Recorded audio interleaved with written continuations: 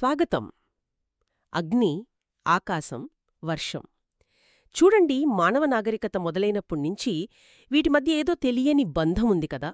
ఈరోజు మనం ఈ బంధం గురించి, ముఖ్యంగా ఒక విలక్షణమైన కోణం గురించి లోతుగా మాట్లాడుకుందాం. అంటే భారతోపఖండంలో వర్షం కోసం యజ్ఞాలు చేసేవాళ్లు కదా, అవి కాలక్రమేణా ఎలా మారాయి? వేదకాలంలో ఆరుబయట చేసేవాళ్లంట. మరి ఆ తర్వాత ఆలయాల లోపలికి ఎందుకొచ్చాయి? ఈ మార్పు వెనుక ఏముంది? మరి ఈ ఆచారాలకి అమెరికాలో కొన్ని ఆదివాసీ తెగలు చేసే వర్షపు నృత్యాలు, అగ్నిపూజలు, వీటికేమైనా పోలికలున్నాయా? ఆఖరుగా ఈ పాత నమ్మకాలకి ఇప్పుడు మనమంటున్న క్లౌడ్ సీడింగ్ టెక్నాలజీకి ఏమైనా సంబంధం ఉందా? ఆసక్తికరంగా ఉంది కదా. మన దగ్గర శివచెరుకుపల్లిగారు రాసిన యజ్ఞాస్ అండ్ రెయిన్స్.pdf అనే ఒక పరిశోధనా పత్రంలోని ముఖ్యాంశాలున్నాయి. దీని ఆధారంగా పురాణాల నమ్మకాల నుండి ఇప్పటి సైన్స్ వరకు మనిషి వాతావరణాన్ని ఎలా అర్థం చేసుకున్నాడో, ఎలా ప్రభావితం చేయాలనుకున్నాడో అనేది చూద్దాం. ఇది కేవలం ఆచారాల చరిత్ర కాదు, ప్రకృతితో మన బంధం ఎలా మారిందో తెలుసుకునే ప్రయత్నం. సరేనా? సరే, ముందు వేదకాలానికి వెళ్దాం. అప్పుడు యజ్ఞాలకి, వర్షానికి చాలా డైరెక్ట్ సంబంధముందని అంటారు కదా, ముఖ్యంగా శతపథ బ్రాహ్మణం లాంటి గ్రంథాల్లో. అసలు ఏమిటి ఆ సంబంధం? అగ్నిపాత్ర ఏంటి? మరి ఆరుబయట ఎందుకు చేసేవారు? అవును, మీరు చెప్పింది నిజమే. వేదకాలంలో యజ్ఞమంటే అది కేవలం ఒక పూజ కాదు, అది వాళ్ల జీవితంలో, వాళ్ల పర్యావరణ అవగాహనలో ఒక భాగమన్నమాట. మీరన్నట్టు శతపథ బ్రాహ్మణం, ఇది చాలా ముఖ్యమైన గ్రంథం. యజ్ఞాల గురించి, వాటి వెనుక ఉన్న ఫిలాసఫీ గురించి చెబుతుంది. అందులో స్పష్టంగా ఉంది, అంటే యజ్ఞంలో అగ్నికి ఆహుతులు వేస్తారు కదా, నెయ్యి, ధాన్యం లాంటివి. అవును, హవిసులు అంటారు. ఆ హవిసులు పొగ రూపంలో ఆకాశానికి వెళ్తాయి.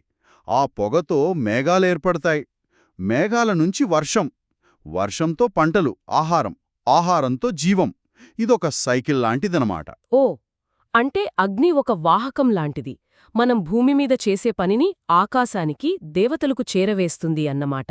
ఆ పొగ పైకి వెళ్లడం కంటికి కనిపిస్తుంది కాబట్టి ఆ నమ్మకం ఇంకా బలంగా ఉండేదేమో. ఖచ్చితంగా.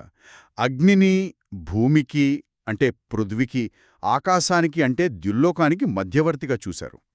యజ్ఞం పొగ అంటే అది వట్టి పొగ కాదు, అది దేవతలకు చేరే ఆహుతి మాత్రమే కాదు, భూమి నుంచి ఆకాశానికి ఒక విన్నపం, ఒక మెసేజ్ లాంటిది. ఆ పొగ పైకి వెళ్ళి మేఘాలను ప్రభావితం చేస్తుందనే నమ్మకం బలంగా ఉండేది. అందుకే విశాలంగా, ఆరుబయట, ఆకాశం బాగా కనిపించే చోట యజ్ఞాలు చేసేవారు. అంటే సౌకర్యం కోసం కాదు? కాదు. ఆచారం వెనుకున్న తర్కంలో అది భాగం. విశ్వం నడిచే తీరికి ప్రకృతితో మనిషికున్న డైరెక్ట్ సంబంధానికి అది గుర్తు.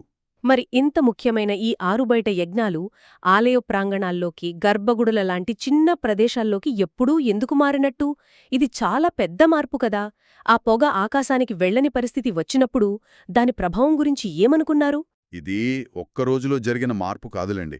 కానీ సుమారుగా క్రీస్తుపూర్వం చివరి సహస్రాబ్ది, అంటే లాస్ట్ మిలేనియం బీసీ అనుకోండి, ఆ తర్వాత క్రీస్తు శకం తొలి శతాబ్దాల మధ్య ఈ మార్పు నెమ్మదిగా జరిగింది. బౌద్ధం, జైనం లాంటి కొత్త ఆలోచనలు రావడం, ఆలయాలు ముఖ్య కేంద్రాలుగా మారడం, ఇవన్నీ కారణాలు కావచ్చు. పెద్ద పెద్ద యజ్ఞాలు చేయడానికి వనరులు, సామాజిక మార్పులు కూడా కారణం అయ్యుండొచ్చు.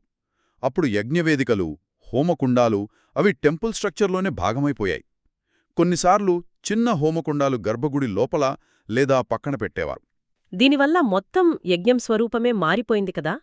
ఆరుబయట యజ్ఞం చేసేటప్పుడు కనిపించే ఆ విజువల్ ఎఫెక్టు, ఆ పొగ ఆకాశానికి వెళ్లడం ఇక్కడ లేదు. మరి జనం ఎలా స్పందించారు? అవును, భౌతిక రూపం మారింది. దాంతోపాటే ఆకారం, అర్థం, దానిపై నమ్మకాలు కూడా మారాయి.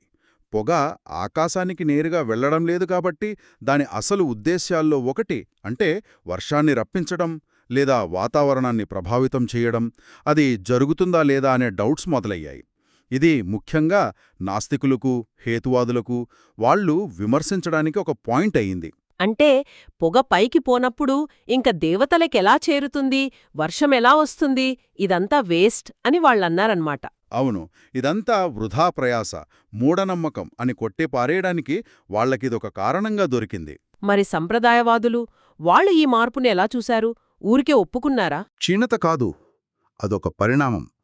వాళ్ళు యజ్ఞం అర్థాన్ని రీఇంటర్ప్రెట్ చేశారు. అగ్ని కేవలం బయట వాతావరణాన్ని మార్చే భౌతిక శక్తి కాదు, అది మన లోపల మార్పు తెచ్చేది, స్పిరిచువల్ ప్యూరిఫికేషన్కి గుర్తు అని చెప్పారు. ఆలయంలో చేసే హోమం ద్వారా వచ్చే శక్తి, మంత్రాల ప్రభావం సూక్ష్మరూపంలో పనిచేసి మంచి చేస్తుందని, పాపాలను తొలగిస్తుందని, ప్రశాంతత ఇస్తుందని నమ్మారు. ఓ అంటే ఫోకస్ బయటి ప్రపంచం, వర్షం, పర్యావరణం నుంచి లోపలి ప్రపంచం, ఆత్మశుద్ధి, ఆధ్యాత్మికత వైపు మారిందన్నమాట. అవును, బాహ్య యజ్ఞం యొక్క స్థూల ప్రయోజనం నుంచి అంతరయజ్ఞం యొక్క సూక్ష్మ ప్రయోజనానికి ప్రాధాన్యత పెరిగింది. ఇది చాలా ఆసక్తికరంగా ఉంది. ఒకే ఆచారం కాలంతో పాటు దాని ప్రాధాన్యతలు, అర్థాలు ఎలా మార్చుకుంటుందో చెప్పడానికి మంచి ఉదాహరణ ఇది. సరే, భారతదేశంలో యజ్ఞం ఇలా ఆలయాలకు పరిమితమవుతున్న సమయంలో ప్రపంచంలో వేరే చోట్ల ఇలాంటి ఆరుబయట ఆచారాలు కొనసాగాయా? ముఖ్యంగా వర్షం కోసం, ప్రకృతితో కనెక్ట్ అవ్వడం కోసం చేసేవి. అమెరికా ఆదివాసీల గురించి ఈ పేపర్లో చెప్పారు కదా, వాళ్ల పద్ధతులు ఎలా ఉండేవి? అవి మన వేదకాలపు పద్ధతులతో ఎలా పోలి ఉన్నాయి? అవును, ఇక్కడే ఈ పత్రము ఆ ముఖ్యమైన కంపారిజన్ చూపిస్తుంది.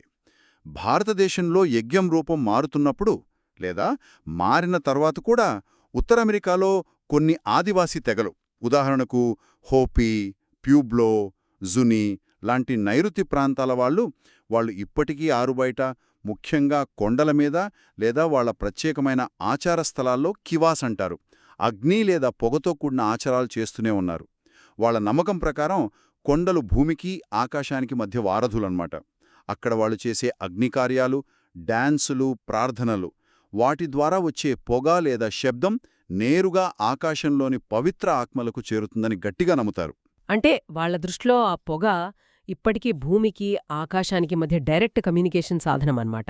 ఇది మన వేదకాలపు యజ్ఞం యొక్క అసలు స్పిరిట్ని చూపిస్తుంది కదా? సరిగ్గా చెప్పారు. వాళ్ల ఆచారాల ఉద్దేశ్యం కేవలం వర్షం కోసమే కాకపోవచ్చు, పంటలు బాగా పండాలని, వాళ్ల కమ్యూనిటీ బాగుండాలని, ప్రకృతితో వాళ్లకున్న బంధం బలంగా ఉండాలని కూడా చేస్తారు. పొగ పైకి లేవడం, డాన్స్ చేయడం, పాటలు పాడటం, ఇవన్నీ ప్రకృతి శక్తులతో, వాళ్ల పూర్వీకుల ఆత్మలతో ఒక సంభాషణగా, ఒక గౌరవప్రదమైన సంబంధాన్ని కొనసాగించే ప్రయత్నంగా చూస్తారు. ప్రకృతిని కేవలం వాడుకునే వస్తువుగా కాకుండా అవును, దాంతో కలిసి జీవించాలి, దాని లయకు అనుగుణంగా నడవాలి అనే అవసరాన్ని ఈ ఆచారాలు నొక్కి చెబుతాయి. ఈ పోలిక చూస్తే మన దగ్గర యజ్ఞం ఆలయంలోకి మారినప్పుడు కాస్త బలహీనపడినట్లు గనిపించే ఆ డైరెక్ట్ ఎన్విరాన్మెంటల్ కనెక్షన్ వేరే సంస్కృతుల్లో ఎలా బలంగా ఉందో అర్థమవుతుంది.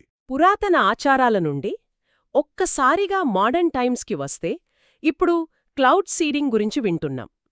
మేఘాలపై కెమికల్స్ చల్లి ఆర్టిఫిషియల్గా వర్షం కురిపించడం, సిల్వర్ అయోడైడ్ లాంటివి వాడతారట. ఇది కూడా ఒక రకంగా ఆకాశంతో మాట్లాడి వర్షాన్ని ఆహ్వానించే ఆధునిక ప్రయత్నం అనుకోవచ్చా?